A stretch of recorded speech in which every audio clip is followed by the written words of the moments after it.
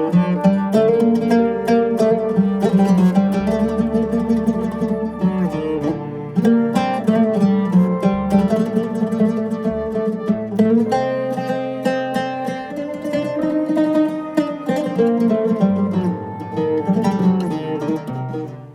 الله الرحمن الرحیم. بەڕێزان و خۆشەویستان بینەرانی پرۆگرامی کلیل لە کەناڵی دیمەن، سەلام و ڕەحمەتی خوای پەروەردگار لە هەموو لایەکمان بێ. بابەتی ئەم جارەمان لە پرۆگرامی کلیلە بە ناونیشانی هاوسەرگیری سەرکەوتوو. خۆشەویستان، ژیانی دروست لە ڕووی جەستەیی و دەرونیەوە ئەوەیە کە کوڕ و کچ گەیشتنە باڵغبوونی جەستەیی، باڵغبوونی دەرونی، باڵغبوونی عەقڵ و ژیری هاوسەرگیری بکەن، بەڵام وشە کوردیە ڕەسەنە جوانەکە جێبەجێ بێ، هاوسەر بن نەک هاوشەڕ بن. هەموو گەردوون خوای پەروەردگار بە حیکمەتی خۆی وای دروست کردووە نێرومەی هەیە. پەروەردگار لە سوڕەتی ئەڵداریات ئایەتی 49 دەفەرمێ: ومن كل شيء خلقنا زوجين لعلكم تذكرون. بەتایبەتی بۆ مرۆڤ ژیانی خۆش یعنی ژیانی هاوسەرداری. با بچینە خزمەت قورئانی پڕبەرەکەت و بەخشش لە سوڕەتی ئەننەبە لە ئایەتی 6 بۆ 11دا کۆمەڵێک ئایەت وەردەگرین. پاشان بەویستی خوای پەروەردگار جەنابتان لەگەڵ بەندەدا با تێڕابمێنین، با سەرنجی ئەم ئایەتانەی قورئان بدەین. ئەم قورئانە پڕ بەخششە، پڕ بەهرەیە کە دوا شاخەڵاتی خوای پەروەردگارە بۆ مرۆڤایەتی. ئەگەر هەر ئاوا ژێرنووسی کوردی بیخوێنیتەوە لەوە ئەچێ بێدینێک لادینێک بڵێ باشە ئەمانە هەر وشەی باسی شتێک دەکا، بەڵام ئەگەر بە عەقڵ و ژیری بیخوێنیتەوە، لێی ورد بیتەوە و تەدەبوری لێ بکەی، بۆ دەردەکەوێت ئەم قورئانە هەمووی تێک هەڵکێشە، هەمووی پڕماناترین مانایە. لە کاتێکە باسی هاوسەرگیریمان بۆ دەکا، باسی هاوسەریمان بۆ دەکا، باسی هاوسەرگیری سەرکەوتومان بۆ دەکا، لە سوڕەتی ئەننەبە ئاخوای پەروەردگار باسی زەویمان بۆ دەکا، باسی شاخەکانمان بۆ دەکا، باسی خەوتنی شەومان بۆ دەکا، باسی ئارامی شەومان بۆ دەکا، باسی بژێوی پەیداکردن و کەسابەتکردنی ڕۆژمان بۆ دەکا. با بچینە خزمەت ئاەتەکان بزانین ئەمانە چ پەیوەندیەکیان بەیەکەوە هەیە. پەروەردگار دەفەرمێ: ئەلەم نەجعل الأرض مهادا والجبال أوتادا وخلقناكم أزواجا وجعلنا نومكم سباتا وجعلنا الليل لباسا وجعلنا النهار معاشا. بەڕێزان سەرنج بدەن. پەروەردگار دەفەرمێ: ئەلەم نەجعل الأرض مهادا، ئایا ئێمە زەویمان نەکردووە بە شوێنی ئارامی و حەوانەوە؟ میهاد واتە وەکو چۆن مناڵێک لە بێشکەدا پارێزراوە، سەلامەتە، ئارامە. ئەم زەویە بۆ ئێمە وەکو بێشکەیەک وایە بە ئارامی ژیانی لەسەر دەبین. والجیبال ئەوتادا، ئایا شاخەکانمان نەژێڕاوە بە گوڵمێخێکی داکوتراو بۆ ئەوەی زەوی ئارام بوەستێ؟ وخەلەقناکم ئەزواجا، ئێوەمان نەژێڕاوە بە نێر و مێ بۆ ئەوەی هاوسەرگیری بکەنەوە، بخەنەوە و سەر زەوی ئاوەدان بکەنەوە. وجعلنا نومكم سباتا، ئایا خەومان نەژێڕاوە بە مایەی پشودان و ئیسراحەت و ئارامی جەستە و دەروون و مێشک؟ وجعلنا الليل لباسا، ئایا شەومان نەژێڕاوە بە پۆشاکێک کە داتان دەپۆشێ و ئیسراحەتی تیا دەکەن و ئارامی تیا دەگرن و دادەپۆشرێن؟ وجعلنا النهار معاشا، ئایا ڕۆژمان نەژێڕاوە بە مایەی پەیداکردنی بژێوی و پاروێک نانی حەڵاڵ و کار و کەسابەتێک بۆ ژیانتان؟ لێرەدا عەرزم کردن ئەگەر لادینێک دژ بە دینێک ئەم ئایەتە قورئانیانە بخوێنێتەوە ئەڵێ باشە هەر یەکەی باسی شتێکە، بەڵام نە، ئەمە هەمووی باسی خەڵاتەکانی خوای پەروەردگارن. بیرمان دەخاتەوە، چونکە ئەم خەڵاتانەی خوای پەروەردگار ئێمە لەگەڵیان ڕاهاتوین، زۆر جار وا کار لێکیان لەگەڵا دەکەین کەشتی سادە و ئاسان بن. نەخێر، هەتا بوومە لەرزەیەکی بەهێز نەیە هەز بە ئارامی زەوی ناکەی. هەتا کەسێک شەوێک خەوی لێ نەزڕێ و تووشی ئەوە نەبێ بچێتە لای دکتۆر و حەبی خەو بەکاربێنێ، نازانێ خەڵاتی خەوتن چییە. هەر کەسێک شەوانە شوێنێک نەبێت کە تیا ئارام بگرێ و ماڵێک نەبێت کە بۆی بڕواتەوە هەز بە گەورەی شەو ناکە. ئەگەر ڕۆژێک هەفتەیەک مانگێک بێکار نەکەوی نەزانی لەکوێ پارویەک نانی حەڵاڵ پەیدا بکەی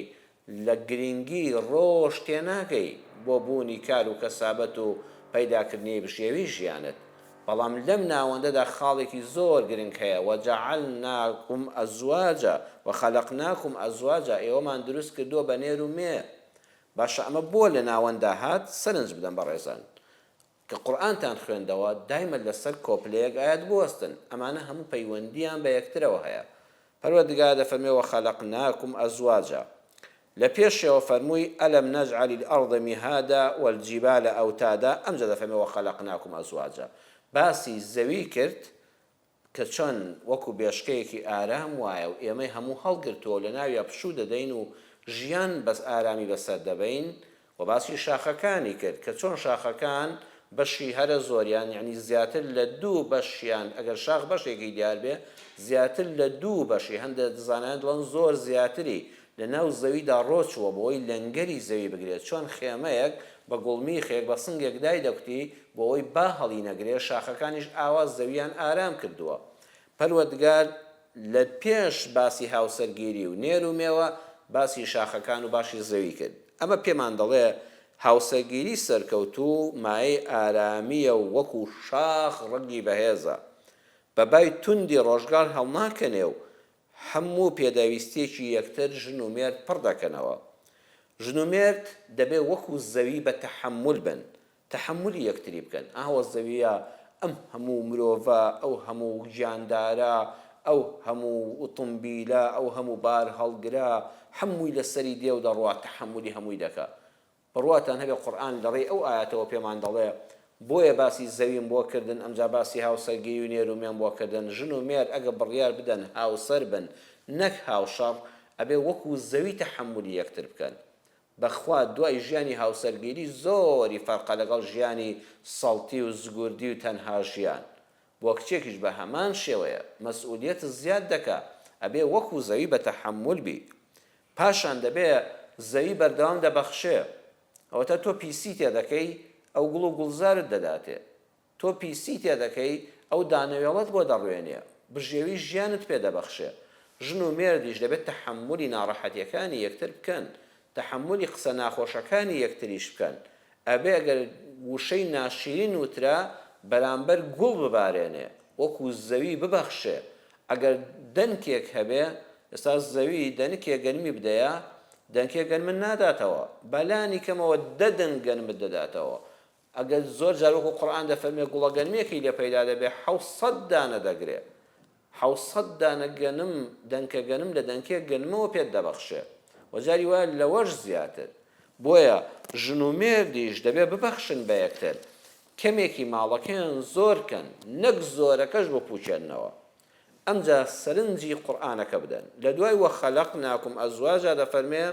وجعلنا نومكم سباتا وجعلنا الليل لباسا وجعلنا النهار معاشا.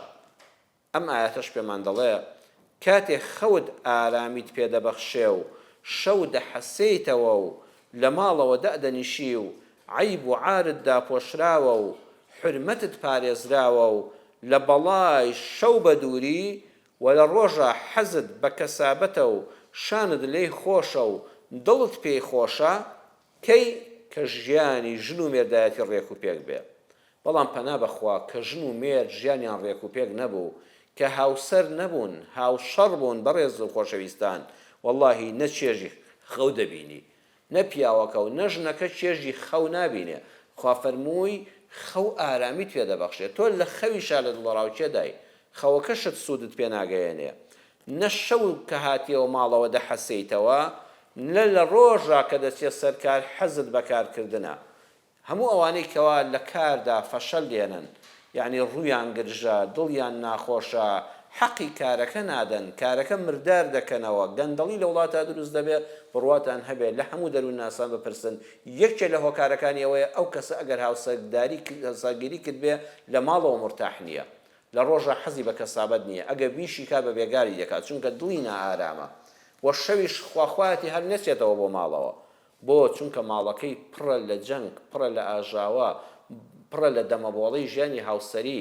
شەو بۆی نەبوو بە مای ئارامی ئەو خۆی کە ئینسان تیادا حەسێتەوە ئەگە پەنا بە خوای پەروەردگار و خوا ڕەحم بەوانە بکە کە ئاژاوی خێزانیان هەیە وەڵڵاهی ئەگەر ژن و مێرد ئاژاوی خێزانی هەبوو بەڕێزان ئەو ژن و مێردە بە ناڕەحەتی چوونە سەر جێگای خەوتن خەوەکەیان بەیانی هەستان لە جاران ماندووترن مێشکیان ئارام نابێ مادەکان کە لە کاتی خەوا دەڕژێنە ناو خوێنەوە و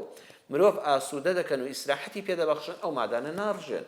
خەوێکی نەئارامت هەیە چاولێ قورئان لە ناوەندی ئەو ئاەتانەدا باسی زەوی باسی خۆڕاگری شاخەکان باسی بەرەکەتی خەوتن باسی جوانی شەو باسی بەرەکەتی ڕۆژ و بژێوی پەیداکردن لە ناوەندا فەرمووی وەخەلەقناکم ئەزواجا باسی هاوسەرگیری بۆ کردین جا بۆ دروستکردنی ئەو هاوسەرگیریە سەرکەوتووە پێویستە ئەم چەند خاڵە لەبەر چاو بچیرێ ئەگەر دەتەوێت کچەکەت بەشوودا کوڕەکەت ژنت بۆ هێنا خۆت هاوسەرگیریت کە کردووە ئەتەوێت ژیانی هاوسەرگیریت سەرکەوتوو بێ پێویستە ئەم خاڵانە لەبەر چاو بگرین یەکەم دایک و باوک خزم و قەوم و ڕیشسپیان حکمەت و دەسەڵاتی وەخت خەمی کوڕ و کچە گەنجە بێ هاوسەرەکان بخۆن ئەمە قورئانە پێمان دەڵێ لە سوورەتی ئەننور ئاەتی 32دا وأنكحوا الأيام منكم والصالحين من عبادكم وإمائكم إن يكونوا فقراء يغنيهم الله من فضله والله واسع عليم وأنكحوا خمبخون ژیانی هاوسەرگیری دروست بکەن خەم بخۆن لەو کوڕانەی کەوا تەمەنیان تەواو پێگەیشتون وەختی ئەوانە ئێستا ماڵ و حاڵێکیان هەبێ خەمی ئەو کچانە بخۆن کە تەمەنیان وا خەریکە هەڵدەخشێ پێویستە ئێستا ئەمانە لە ناو ماڵ و مێردی خۆیاندا بن توغیان و کاتی ئەوانە ببنە دایک مناڵە ئامێز بگرن نەوەی ساڵح بخەنەوە بەڵام بەهۆی هەژاریەوە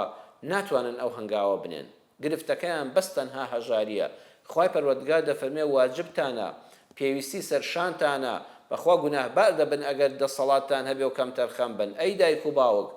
کچەکەت وەختی بەشودانێتی خەمی بخۆ کوڕەکەت وەختی ژنهێنانێتی خەمی لێ بخۆ ئەی خزم تۆ هەر بۆ پرسە لەگەڵ مامە بە ئەو کاتێک کە دەزانی یەکێک برازایەکەت خوشکەزایەکەت ئامۆزایەکەت بەخوا وەختی هاوسەرگیریەتی هیچ عیبی نییە تەنها هەژاری و گیرفان بەتاڵی و بێماڵ و حاڵی نەبێ تۆش ئەلحەمدولیلا هەتە زیاد لە خۆت پاروێگنانت هەیە دەهاوکاری بکە ئەی حکومەت و دەسەڵات پێویستە بودجەیەک بەخوا هەبێ لە ساڵانەدا ئەگە بارودۆخی وڵات خوا ڕەحم کە ئارام بێ بودجەیەک هەبێ بۆ کوڕ و کچە گەنجەکان کاتێکەوە هاوسەرگیری دەکەن پارەیەکیان بدەنێ کاکە بە خۆڕایی مەیدەیە دواتر وردە وردە هێوا شێواش مانگانە ساڵانە لێ وەربگرەوە چونکە دواتر خوای گەورە بەرەکەت دەڕژێ بەسەر ماڵەکەدا هەر ئەوە تا بوونە خاوەن ماڵ و حاڵی خۆیان و کار و کەسابەتی خۆیان پارەی حکومەتیش نافەوتێ بەو بڕەپارە زۆرش کە داوتە تێ محتاجی دەستی کەس نابێ و ئەو گەنجە هەنگاو هەڵدێنێ و بە پارەکەی کە حکومەت بۆی دابین کردو و منەتی کەسی لەسەر نێو حکومەتی خۆیەتی هاوسەرگیری دەکا پەروەردگار دەفەرمێ ئین یەکونوا فقراء ئەگەر ئەوانە هەژار بن جابە ڕێزان سەیری وردی قورئان کەن خوا نافەرمێ هەر هیچی نەبێ نه ئەگەر باوکو دایکەکە توانیان بە ئیزنی خوای پەروەردگار هەروە ماڵ و حاڵێکی بچووکی بۆ دروستکەن ئەگەر باوکو دایک هەژار بوون خزم و کەس و کار خۆڵیان لێ هەڵماڵی قەوم و عەشرەت و خزم بۆ شەڕکردن لەسەر یەک ئامادە نەبوون هاتن بۆیە لەگەڵتایە کە لە کاتێک هاوسەرگیری بۆ کوڕکچەکەت دەکرێت تۆ هەژاری ئەویان مامێتی ئەو خاڵیەتی ئەو پورزایەتی ئەو ئامۆزایەتی ئەو قەوم و عەشرەت و هۆزەکەیە بە هەمویان هیممەتێک دەکەن ئێمە بەس پارە کۆ دەکەینەوە لە وڵاتی ئێمەداگەر سندوقێکە بێ بۆ تەعزیە قوربابە تۆ سندوق کۆکەوە پارەی تیادانێ بۆ کوڕکچە گەنجەکانمان بۆ ئەوەی ئێمە خەریکی زیندوان بین نەک ئەوەندە خەریکی مردووان بین تازە ئەو ڕێ بۆ قیامەتی خۆی لەسەر قەبرانەوە حەق وایە بڵاوی لێ بکرێ و دوعای خێری لە هەر شوێنێکی دنیاوە بۆ بکەی خوای پەروەردگار پێی دەگەیەنێ بەڵام تۆ خەمی ئەم زیندوانە بخۆ کە کوڕ و کچێکی زۆر ئەمڕۆ لە کوردستان ماوەتەوە ئەم هەژاری و بارودۆخی ئابووریەش خوای گەورە دەرگای ڕەحمەتمان لێ بکاتەوە ڕێگرێکی گەورەیە لە بەردەمی کوڕ و کچە گەنجەکانماندا بۆیە پەروەردگار دەفەرمێ هەمووتان بەرپرسن باوکو دایک بەرپرسی خزم و کەس و کار حکومەت و دەسەڵاتی وەخت هەمووتان دەبێ خەم بخۆن لە کوڕ و کچە گەنجەکان جا ئەوانە ئەگەر ماڵ و حاڵێکی بچکۆلیان هەبوو چوونە ماڵ و حاڵی خۆیانەوە نەچوونە سەر ماڵی خاڵی شتێکیان هەبوو ئەوە خوای گەورە دەوڵەمەندیان دەکات یغنیهم الله من فضله والله خوا دەرگای ڕەحمەتیان لێ دەکاتەوە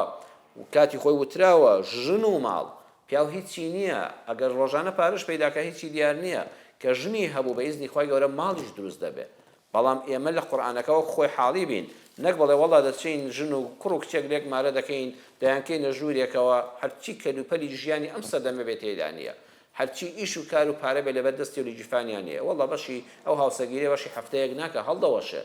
ئەبێ کە سوکار و خزمان و دۆستان و هیممەدمەردان بە هەمووانیان هەوڵ بدەن ماڵێکیان بۆ دروستکەن دواترش خۆیان کوڕەکە کەسابەت دەکا ژنەکە ماڵ بە یەکەوە دەنێ و ماڵ دروست دەبێت بەڵام ئەو کوڕەی کە هیچی نییە و هەژارە بەڕێزان کوڕی وا هەیە هەر هیچی نییە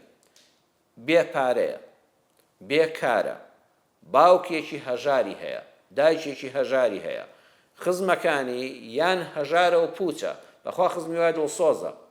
بەخشندەیە دڵسۆزە بەڵام ئەویش لە تۆ هەژارترە خزمەکەش هەژارە و پوچە یان دەوڵەمەندێکی هیچە دا دەوڵەمەندی وە خزمی وات هەیە زۆر دەوڵەمەندە بەخوا پارە بە دەفتەر دۆلار دەڵێ یەک بەڵام یەک سەند یەک 250 بۆ خزمێک و بۆ ئازیزێک لەدەست نابێتەوە ئەمە دەوڵەمەندێکی خزمێکی دەوڵەمەندی هیچە هەر نەتبێ باشترە خزمێک تا دەوڵەمەندە بەڵام خەمخۆر نییە چای بەس منداڵەکانی خۆی دەبینێ بەڵام برازە و خوشکەزاکانی نابینێ حکومەتەکە وەکو پێویست نییە و پارەکە نادا و یان وڵات ئابوووریەکەی تووشی گرفتداری بووە ناتوانە بودجە تەرخانکە بۆ ئەوەی بە سلفەی زەواج بیداتە گەنجانێک کە دانوێ هاوسەگیری بکەن ئادەم حاڵەتەیاندا قورئان دەفەرمێ یەک سەبڕۆ بە جیفانی بەتاڵ و بەبێ کار ژن بێنە نەوەڵڵا وليستعفف الذين لا يجدون نكاحا حتى يغنيهم الله من فضله كاكا خود باك داوين رابقرا صبر بقرا معناه ونيم مجهوله بإذن خواي پروردگار صبر بقرا شهوتك لحرام بكار ما انا گەنجەتی خۆت لە کوڕ و کچ بە حرمەتەوە بپارێزە بەڵام کار بکە سەبر بگرە تووشی حرام مەبە بەڵام هیممەتدار بە کار بکە دڵنیا بە خوای گەورە دەرگای ڕەحمەتیشت لێ دەکاتەوە حتا ئەو کاتەی خوای گەورە دەرگایشی ڕزق و ڕۆزی فراوان دەکاتەوە دەستت دەگاتە ئیش و کارێکی باش بڕێک پارە پاشەکەوت دەکەی مادام کەس یارمەتی نادا ئەی گەنج بێئومێد مەبە ڕوو بکە دەرگای ڕەحمەتی خوای پەروەردگار ڕوو بکە بازاڕ و کار مەڵێ ئەم کارە بۆ من ناشیە مەڵێ من شەهادەدارم و ناتوانم ئەم کارە بکەم نە گرنگەوەی بێکار نەبی ناوی خوای پەروەردگار بێنە دەست پێوەگر بە بەخوا شتێ پاشەکەوت دەکەی ڕۆژگاری هاوسەگیریش دەکەی ماڵ و حاڵیش پێکەوە دەنێ بەڵام تا ئەو کاتە ئاگاد لە خۆت بێ ئاگاد لێبێ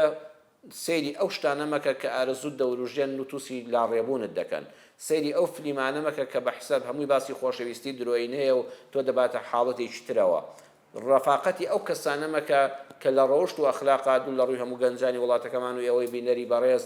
لە ڕەوشتە باشەکان لایانداوە ئاگال لە خۆ بێ وەلیەستەعفیف عیفەتی خۆت ڕاگرە پاکداوێنی خۆت ڕاگرە ڕوو لە خوا بە خەریکی کار و کەسابەت بە دڵنیا بە خوای گەورە دەوڵەمەندت دەکات ڕۆژی ئەوەندەت پێ دەبەخشەیە کە خاوەنی ماڵ و منداڵ و ماڵێکی خنجیلانەی خۆت بی چونکە بەبێ ماڵ و حاڵ و بێکاری و گیرفان بەتاڵی ژیانی ژنومێردایەتی هەڵدەتەکێت زۆر کەس دەڵێ هیچ نەبێ بڕۆژن بێنە خوای گەورە هەدەینێرێت نە خواوەی نەفەرمووە قورئانەکە وەکو خۆی حاڵی بین هەروەها سەرنج بدەن کاتێک خۆی پەروەردگار دەفەرمێ وأنكحوا الأيام منكم بەڕێزان ئەم ئاەتە لە سوورەتی ئەننوردا لە دوای باسی چیەوە هاتووە ها قورئان عەرزم کردن هەمووی تەواوکەری یەکترە ئاەتەکانی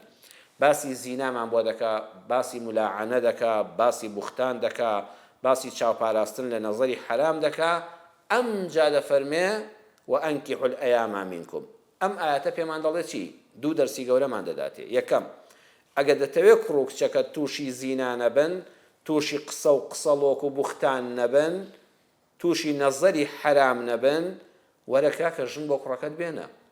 وەرە کچەکەت بە شەرعی خوای پەروەردگار بەشوو بدە ئەها لە پێشەوە باسی زینای کرد باسی ملاعانەی کرد باسی حکمی بوختانی کرد ئەمجا دەفەرمێ هاوسەرگیری بۆ کوڕ و کچەکانتان ئەنجام بدەن خەمیان لێ بخۆن یعنی تۆ هەر بە کوڕەکەت دەڵێ وریا بە زینا نەکەی وریا بە تووشی خراپە نەبی بەڵام ئەی پارەت بۆ چی ئەی بۆ هاوسەرگیری بۆ ناکەی ئەی بۆ خەمێک لە کچەکە ناخۆی بۆ وا ئەزانی پارەیەکی زۆرت هەیە باوکی کچی بەڕێز کەس دیاری خوایە فەرقی نییە لەگەڵ کوڕەکەتە تۆ بڕیارت داوە 250 دینار دۆلارێک لە ماڵەکەت بۆ کچەکەت سەرف نەکرێ باوکی کچەکەتە لە ماڵەوە دەمێنێتەوە چەندت بۆ کوڕەکەت سەرف کرد کاکە نیو ئەوەندە بۆ کچەکەت سەرفکە وەڵای کوڕێکی باش دێ و ئەبێتە کوڕی ماڵت و کچەکەشت دەچێتە ماڵ و حاڵی خۆی بۆیە ئاگادار بە خاڵی یەکەم دەفەرمێ ئەگەر دەتەوێت ژیانی کوڕ و کچەکەت بە پاک و پوختی بێزینا و خراپەکاری و بوختانکردن و قسە و قسەڵۆک بڕواتە سەر خەمی هاوسەگیری لێ بخۆ. دووەم خاڵ پێمان دەڵێ هەر کات دەرگایەکت داخست یەکسەر دەرگایەکی تر بکەوە.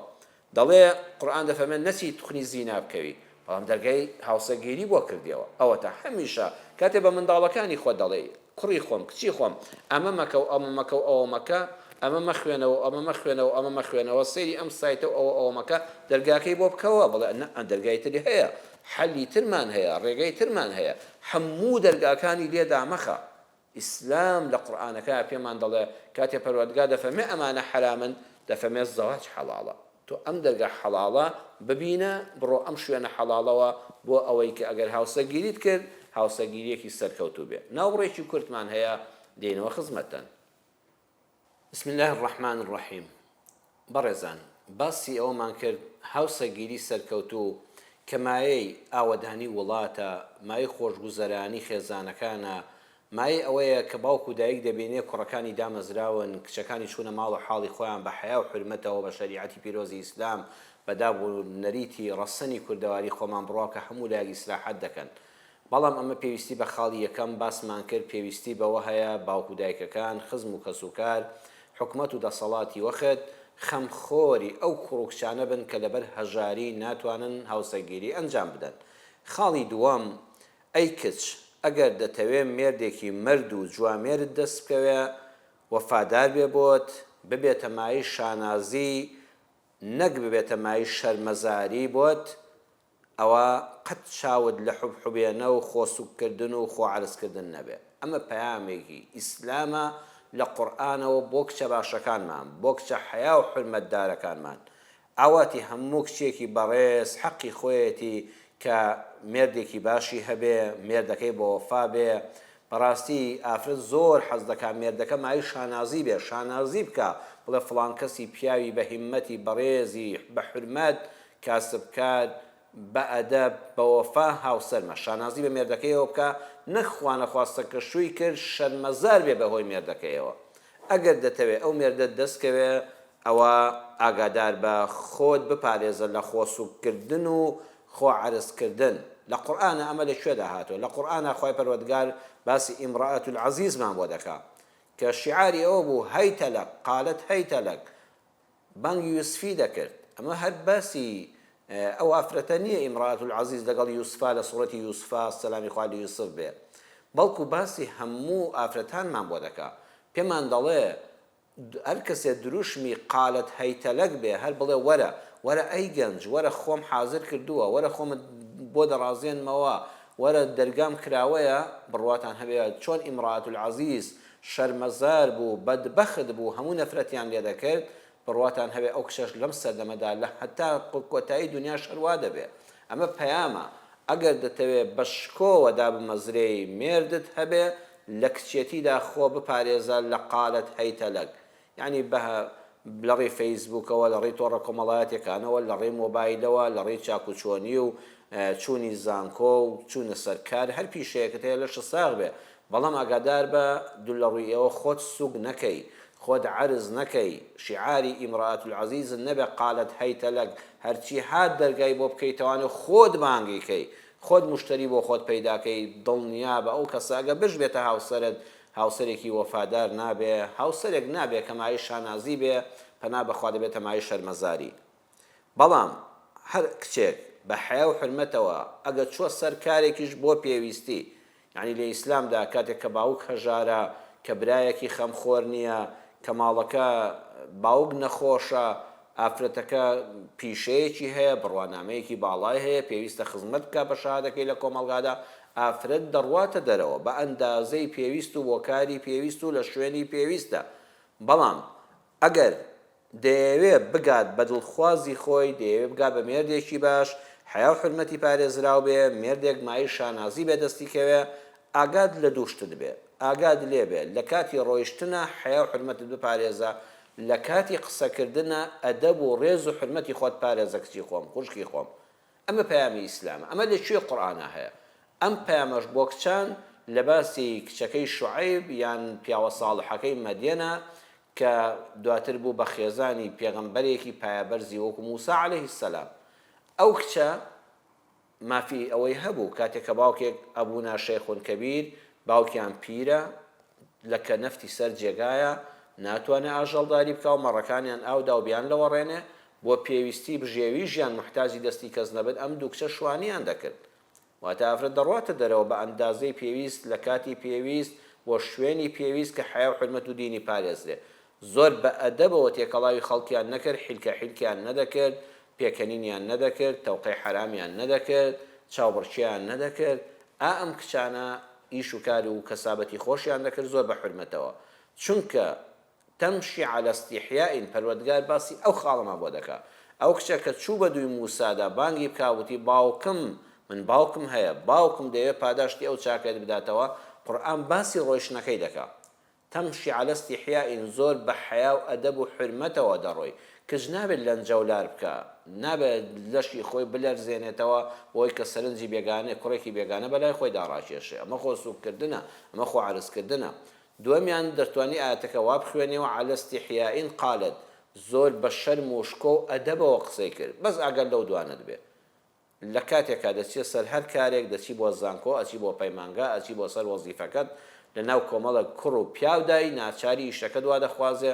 ئەگەر دەتەوێت بگەی بە هاوسەرێکی باش کچی بەڕێز ئاگاد لە ڕۆیشتنەکەت بێ بە حیا و حورمەتەوە بڕۆ لەنجەولار مەکە تەقوتۆقی پێڵاوەکانت مەکە هەروەها قورئان دەفەرمێ ئاگاد لە قسەکردن و شێوازی قسەکردنت بێ بە شەرمەوە قسە بکە بە ئەدەبەوە قسە بکە حورمەتی خۆت پارێزە وەڵڵاهی دڵنیا بە مێردێکی موسا ئاسات توش دەبێ هەموو ئەو کچانەی کە ئاوا ئەدەبی خۆیان دەپارێزن ئەو مێردەی تووشیان دەبێ کەسێکی دیندار دەبێ وەفادار دەبێ بە حورمەت دەبێ بەڵام خوا نەخواستە ئەگەر کچێک ئەو دوانەی لەدەستدا هەم لە ڕۆیشتن و هەڵس و کەوت و جوڵەدا شەرم و ئەدەبی لەدەستدا و هەم لە قسەکردنە لەگەڵ کوڕ و ئەوانەدا کە تێکەڵاویان دەبێ بە ناچاری شەرم و ئەدەبی لەدەستدا و حورمەتی قسەکردنی خۆی نەپاراست و چاوی نەپاراست و ئەو ئەدەبی نەپاراست وەڵڵاهی ئەو مێردت کە تووشت دەبێ نابێتە مایەی شانازی بۆت بەڵکو ئەبێتە مایەی شەرمەزاری هیچ کچێکی بەڕێز و بە حورمەتیش بە دڵنیاییەوە حەز ناکا مێردەکەی مایەی شەرمەزاری بێ بەڵکو حەز دەکا مایەی شانازی بێ بۆی سێم ئەی کوڕ ئەگەر دەتەوێت کچێکی بەڕێز و پاک و بە حیا و گوێڕایەڵ و بە وەفا ببێ بە هاوسەرت ئەوە بزانە بە خۆنواندن و بە خۆسووکردن و تاتۆکردن و پارە فڕێدان و پۆز لێدان و ئەمانە بەخوا ناگەی بە کچی باش چونکە کچێک کە لێی دەحەسەیتەوە و کە بووە بە هاوسەرت تەنها چاوی لەسەر دوو شتە با کوڕان ئەگەیان لەم دوو شتە بێ ئینسان لە تەمەنی هەرزەکاری داجاری وا کاری نەشیا و دەکا بە حسابی خۆی بۆی سەرنجی کچێک بەلای خۆیان ڕاکێشێ لەشی خۆی ئەو لەشەکە پێویستی بە تاتۆ بۆیە خوا بۆی دادەنای هەموو لەشی خۆی وا لێ دەکا بێلەزەتی دەکا ئەمە چیە سەرنجی کچێک بەلای خۆیان ڕاکێشێ حەز دەکا بە ئۆتۆمبیلەکەی خۆ بنوێنێ و نەڕوو هەر بە ئۆتۆمبیلی بکا و شتی گران بەهای پێبێ و جلی جوانتر لە حەدی خۆی بکڕێ و پارە فڕێدا و مەسرەفی زیاد بکە بە حساب سەرنجی کچێک بەلای خۆیان ڕاکێشێ نە کچی بەڕێز و بە حورمەت ئەگە بە کەڵکی هاوسەرگیری بێ ئەگە پشت و پەنات بێ ئەگە دایکی منداڵت بێ ئەگەر لە ئامێزیاب حەزیتەوە چاوی لە دووشتی پیاوە ئەمەش لە قورئانە هەیە لە قورئانە یا ئەبەت استەئجیره ئین خەیڕ من استەئجەرتە القەوی الئەمین بەخوا ئەو کچەی کە بە کەڵکی هاوسەرگیری دێ کە لێی دەحەسەیتەوە کە دەبێتە مای شانازی بۆت شانازی بەژنەکەتەوە دەکەی ئەبێتە دایکێکی باش بۆ منداڵەکانی داهاتوت کە سەرت بەرز دەکا ئەگە کەمیشت پەیدا کرد لە ماڵا خوا بە بەرەکەتی ئەم ژنە باشە بەرەکەتی تێدەخاو زۆر دەبێ بەس چاوی لە دووشتی کوڕە القەوی الئەمین القەوی مەبەستەوەی من لەستور بێ یعنی کاسبە مەبەستەوەیە کاسبە جا هەیە بەدەست کاسبی دەکا کرێکاری دەکا هەیە بە مێشک کەسابەت دەکا لەسەر مێزێک لەسەر کۆمپیوتەرێک دانیشتووە ئەلحەمدوللا پارەیەکی زۆر پەیدا دەکا هەیە بە فکر پێشکەش دەکا نەخشە پێشکەش دەکا بابەت پێشکەش دەکا و پارە وەردەگرێ هەیە بە شەهادا زۆری خوێندووە بڕوانامەی باڵای بەدەستهێناوە ڕەنجی داوە ئێستا بەرهەمی گەنجی خۆی وەردەگرێ و هەڵی دەگرێتەوە یعنی ئەم کچە یەکەم شتێ دەکا بەهێز ئەم کوڕە لە پەیداکردنی بژێوی ژیاندا پەلاماری حرام نادا و بەهێزە و بە شێوەیەکی شەرعیانە و تەندروست و حەڵاڵ پارە پەیدا دەکا و ماڵ کۆ دەکاتەوە. دووەمیان ئەلئەمینە. ئەلئەمین یعنی ئەوەیە سەنگینە، کوڕێکی سەنگینە، ئەمینە، پاکە، بە ویژدانە، مەردە، جوامێرە. ئەوەتانە ئەم کچە سەرنجیدا کاتێک کە موسا مەڕەکەی بۆ ئاودان ثم تەوەلە إلى الظل قسەی لەگەڵا نەکردن، منەتی بەسەرا نەکردن، زۆر جوامێر بوو، زۆر پیاوە بوو، هەر یەکسەر پشتی تێکردن، پشتی تێکردن و ڕۆیش بۆ لای سێبەرەکە. ئێتر هیچ هینی بەلای ئەوانەوە نەمایەوە، بۆی دەرکەوت ئەمە زۆر ئەمینە، ئەمە پیاوێکی هەم بە ویژدانە، ویژدانی قبوڵی نەکرد، دوو کچ لەوێ دانیشتن و مەڕەکان ئاو نەدرێ ئەوم بێ هەڵوێز بێ، زۆر بە هەڵوێستە، زۆر بە ویژدانە، زۆر مەرد و پیاوە، زۆریش جوامێرە کە چاکەی لەگەڵکردن بەسەر چاویان نەدانەوە، ئەرکی پێ نەسپاردن، داوای کارێکی لێ نەکردن، قسە و قسەڵۆشی لەگەڵ نەکردن، چاوی تێ نەبڕین، بۆی دەرکەوت ئەم کچە باشە وتی ئەم پیاوە بە کەڵکی ئەوە دێ هاوسەرگیری لەگەڵا بکەم، ئەم کوڕە بە کەڵکی ئەوە دێ پاشە ڕۆژ باوکی منداڵەکانت بێ، سایە و سێبەری ماڵت بێ. واقعانیش حەسایەوە ئەو گەنجە موسا پێغەمبەری لێ دەرچوو. بۆیە کوڕیش ئەگەر دەیەوێت کچێکی باشی بەنسیب بێ هاوسەرگیری بکە نەک هاوشەڕی، ئەوە بەڕاستی پێویستە ئەلقەوی و ئەلئەمین بێ. بەڵێ بەڕێزان، هاوسەرگیری سەرکەوتوو ئەوەیە کە ژن و مێرد سەنگەر لە یەکتر نەگرن، بەڵکو تەواوکەری یەکتر بن. قورآن لە سوورەتی ئەللەیل ئایەتی 1-3 دەفەرمێ والليل إذا يغشى والنهار إذا تجلى وما خلق الذكر والأنثى. پەروەردگار باسی شەومان بۆ دەکا، باسی ڕۆژمان بۆ دەکا، باسی نێر و مێمان بۆ دەکا. ئەمە ئاەتە قورئانی پێمان دەفەرمێ چۆن شەو و ڕۆژ تەواوکەری یەکترن، چۆن شەو و ڕۆژ تەواوکەری یەکترن بۆ ژیان، ژن و مێردیش ئاوا دەبێت تەواوکەری یەکتر بن بۆ ژیان، هەر یەکەیان دەوری خۆی ببینێ. ئێستا بەڕێزان ئەیناگەر هەر شەو بێ یان هەر ڕۆژ بێ، وەکو جەمسەرەکان ئەڵەن 6 مانگ بەس ڕۆژە، 6 مانگ بەس شەوە، بەس ڕۆژ بێ یان شەو بێ، بڕواتان هەبێ ژیان و ژیار دروست نابێ. ئەوەتا ژیان و ژیار لە جەمسەرەکانان نییە، مەگەر یەکێ بچێ بە خۆی سەردانێکی بکە، چونکە بەردەوام هەر ڕۆژە یان کە تاریک بوو ڕووناک نابێتەوە. ئێستا وڵاتی کوردستانی خۆمان خۆی گەورە ئەمن و ئەمانمان زیاتر پێ بەخشێ و دەرگای ڕەحمەتمان لێ بکاتەوە. ئەم کوردستانە بە چێوە جوانە، ئەها شەوی شەوە، ڕۆژی ڕۆژە، وەرزەکانمان دیارە، شەو و ڕۆژ بەرامبەر یەکتر دەبن، ئەزانین کەی کەسابەت دەکەین، کەی دەچینەوە ماڵەوە ئیسراحەت دەکەین. بۆیە لە ناوەندا لەگەڵیشا دەفەرمێ وما خلق الذكر والأنثى، ژیانی هاوسەری کاتێک سەرکەوتووە کە پیا و دەوری پیاوەتی ببینێ، بەخوا ژنیش دەوری خۆی ببینێ. یعنی چۆن شەو دەبێت شەو بێ و ڕۆژیش ڕۆژ بێ، ژن و مێرد وەکو شەو و ڕۆژوان، هیچیان زیاد نین و هیچیان فەزلیشیان نێ بەسەر یەکترەوە. لە ناو کۆمەڵگەی موسڵماندا، لە ناو بیری قورئاندا بەڕێزان پیاو سالاریمان نییە و ژن سالاریشمان نییە، تەواوکاریمان هەیە. ئایا دەکرێ بڵێ وەڵا شەو باشترە لە ڕۆژ، ئەکرێ بڵێ ڕۆژ باشترە لە شەو؟ بە دڵنیاییەوە نەخێر، نەخێر، شەو و ڕۆژ تەواوکەری یەکترن، هەر وەکو ژن و مێردیش ئەبێ ئاوا تەواوکەری یەکتر بن. هەرچی بەرنامەی ئەم سەردەمە هەیە بەداخەوە، لادین و بێدینەکان بەرنامەیان هەوڵ و تەقەلایان بۆ ئەوەیە بە بەرنامە بەڕێکخراو، بە فلیمی سەداها ئەڵقەید و بلاشکراوی ژەهراوی کراو، بە چاولێکەری نەفامانە وایان کردووە ژن و مێرد دەوری خۆی نەبینێ، یان ژن و مێرد لە زیاتر ئەوەی تەواوکەری یەکتر بن، بەڵکو لە سەنگەری دژایەتی یەکتر دابن. ژن و مێردەکان 4 جۆرن، زانایان وتویانە ژن و مێرد 4 جۆرن. یەکەم پیاوەکە پیاوە و ژنەکە ژنە، پیاوەکە پیاوە، ژنەکە ژنە، پیاوەکە دەوری پیاوەتی خۆی دەبینێ، سەرپەرشتی ژنەکەی دەکات. ئەمە لە یەک دەحەسێنەوە. بڕواتان هەبێ ژن چەند دەوڵەمەند بێ، پێویستی هەر بە پیاوە،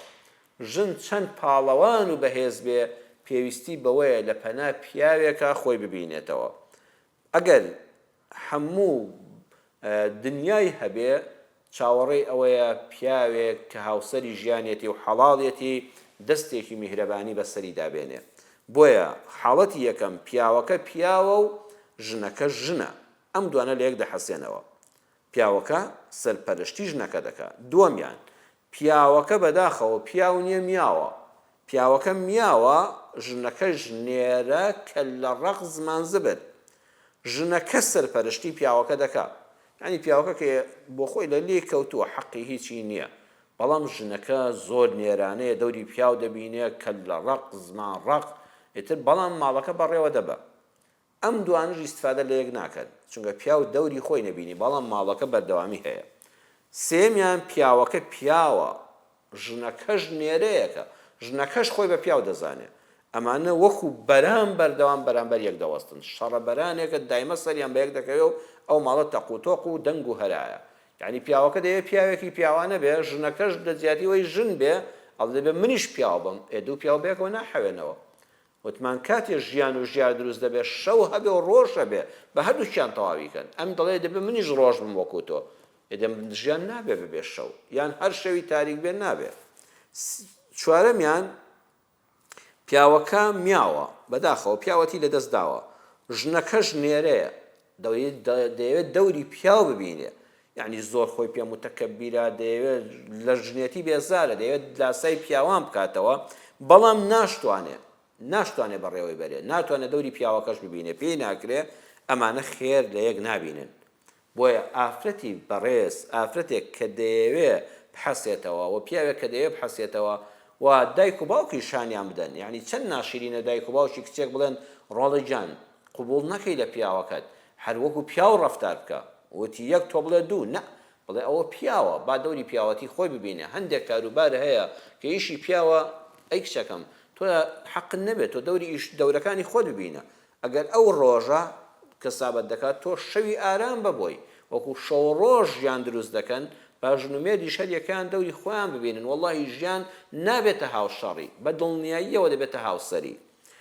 ئەوەتانێ ئافرەت لە قورئانە خۆی پەروەردگار باسی نمونەیەکی جوانمان بۆ دەکات.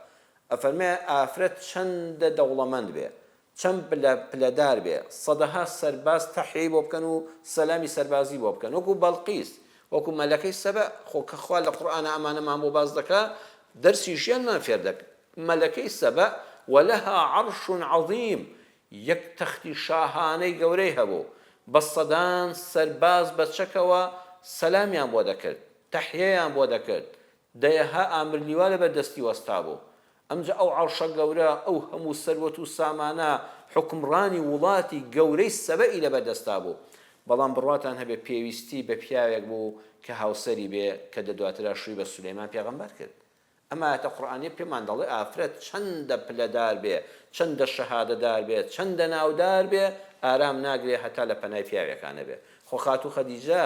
دایکی ئیمانداران، دایکی بەڕێزی ئێمە، هەزار ڕەزا و ڕەحمەتی خوای پەروەردگار لە خاتوو خەدیجەی دایکمان بێ. خۆ دەوڵەمەند بوو، خۆ ناودار بوو، سەروەت و سامانی زۆری هەبوو، بازرگانی هەبوو، بەڵام پێویستی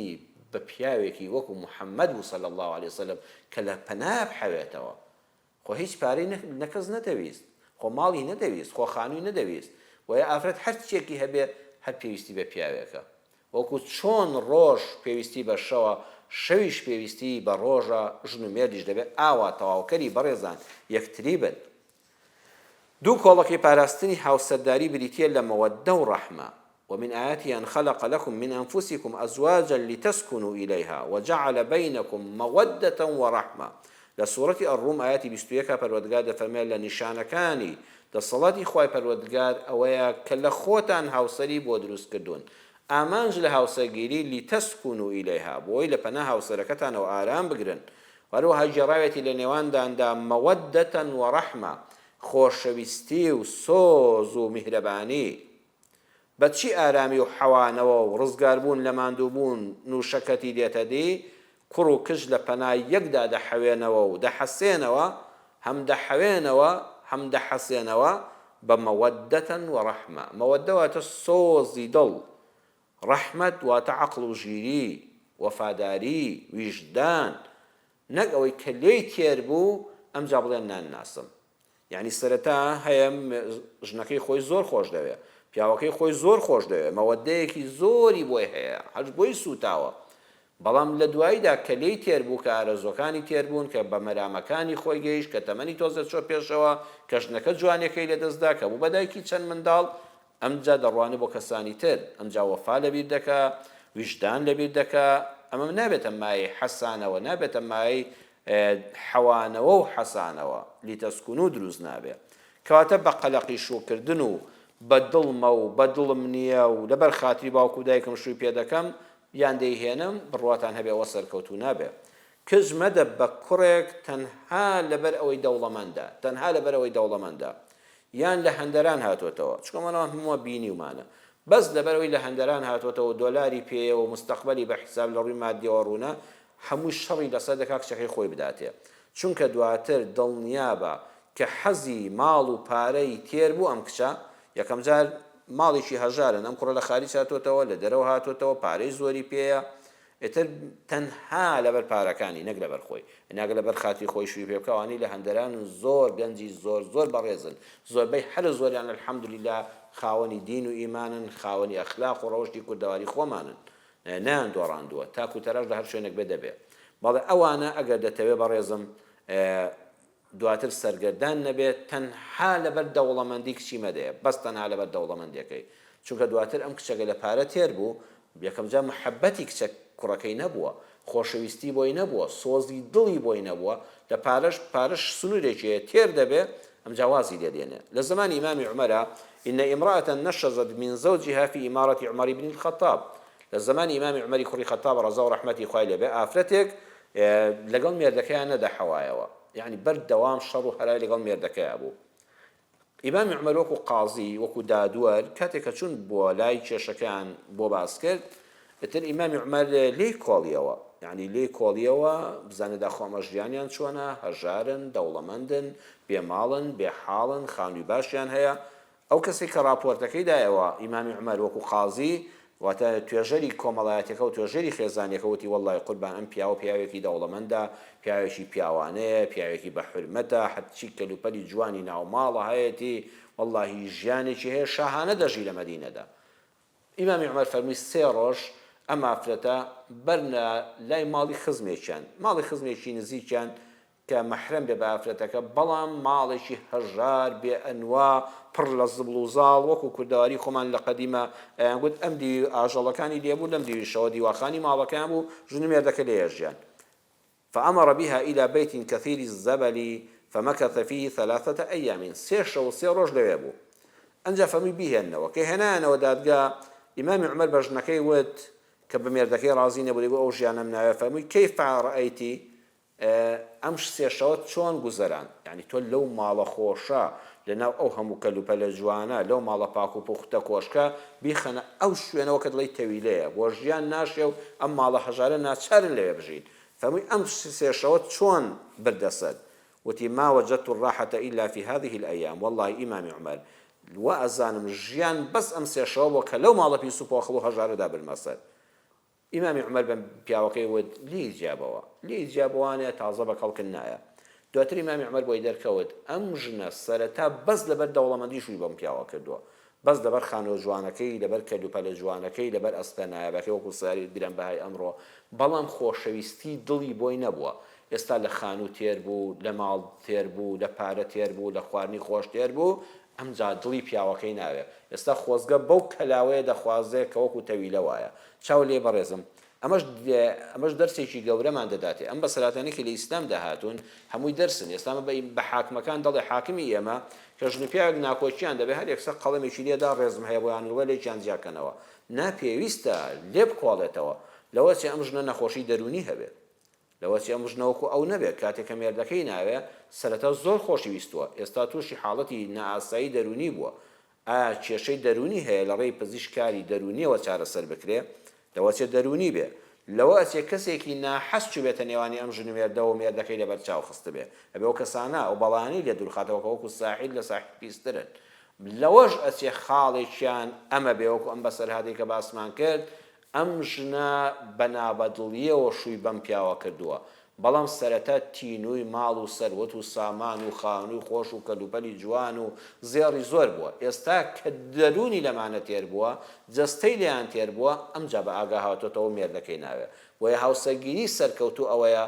لەسەر بنەمای سۆزی دڵ بێ، لەسەر خۆشەویستی بێ، لەسەر مەوەدە بێ کە لە مەحەبەتیش گەورەترە، و لەسەر ویژدان بێ، لەسەر وەفاداری داهاتوو بێ، لەسەر قوربانیدان بێ کە پێی دەوترێ ڕەحمەت. ئەم دوو بنەمایە نەبێ هاوسەرگیری سەرکەوتوو نابێ. دیارە بابەتەکانی تر زۆر مابوون، بەڵام بە ئەوەندە ئەم ئەڵلقەی پرۆگرامی کلیلیش کۆتایی پێدێنین. هەتا پرۆگرامێکی تر بەخوای پەروەردگارتان دەسپێرم. ئومێدەوارم هەموو ماڵەکان پڕ لە خۆشی بن، پڕ لە خۆشەویستی بن، پڕ لە تەبایی بن، پڕ لە ژیانێکی ئارام بن، ئەوانش کە ناکۆکیان هەیە خوای گەورەی ئیسلاحی حاڵیان بکە. والسلام عەلەیکم وەڕەحمەتوڵڵاهی وەبەڕەکاتوه.